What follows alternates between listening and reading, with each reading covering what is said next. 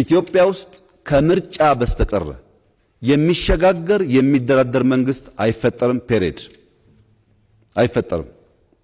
ማንም ሰው ስልጣን መያዝ የሚችለው በምርጫ ብቻ ነው።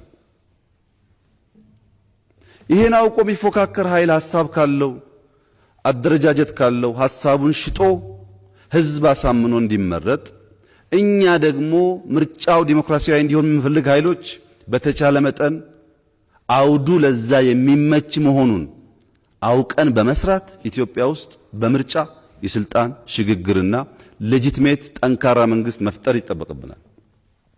ከዚህ ውጭ ያሉ ህልሞች አይሆኑም። የጀመርነውን የዲሞክራሲ ጉዞ ያጨናግፉ ይሆናል እንጂ አይሆኑም።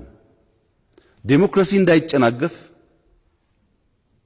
የጀመርናት ጭላንጭል ጉዞ ወደ ኋላ እንዳትመለስ የሚፎካከርም ህዝብም መንግስትም በከፍተኛ የኃላፊነት ስሜት መስራት ይኖርብናል።